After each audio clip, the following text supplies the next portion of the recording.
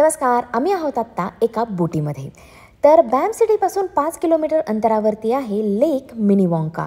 हा एक ग्लेशियर लेक आहे आणि ऑफकोर्स बॅम सिटीच्या आजूबाजूला ज्या काही नद्या, लेक किंवा पाणी तुम्हाला बघायला मिळेल ना, ते सगळं ग्लेशियरपासून बनलेलं आहे.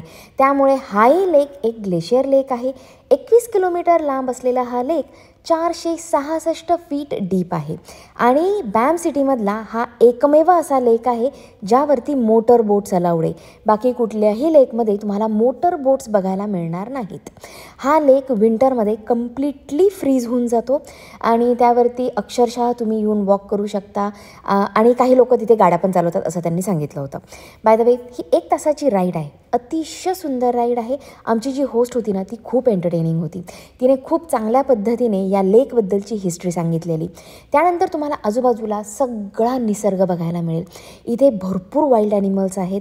त्या वाईल्ड ॲनिमल्सबद्दलची पण माहिती त्यांनी सांगितली. अंशला तर त्यांनी रिअल जे बेअर असतात ना, त्यांचे पंजे कसे असतात, स्किन कशी असते आणि इतरही बऱ्याचशा गोष्टी दाखवलेल्या. सो लहान मुलांना ते खूप जास्त एक्सायटिंग वाटतं. एनिवे, ज्यावेळेस तुम्ही या राईडवरती असताना ते एका पॉईंटला ते काय करतात, तुम्हाला एकदम डीप असं लेकमध्ये घेऊन जातात जिथे आजूबाजूला कोणीही नसतं. त्या मोटर बोटची ते मोटर बंद करतात आणि सगळ्यांना सांगतात की पुढचे 30 सेकंद सगळ्यांनी डोळे बंद करायचे आणि फक्त आवाज ऐकायचा आहे. आता ही पुढची क्लिप त्याचीच आहे.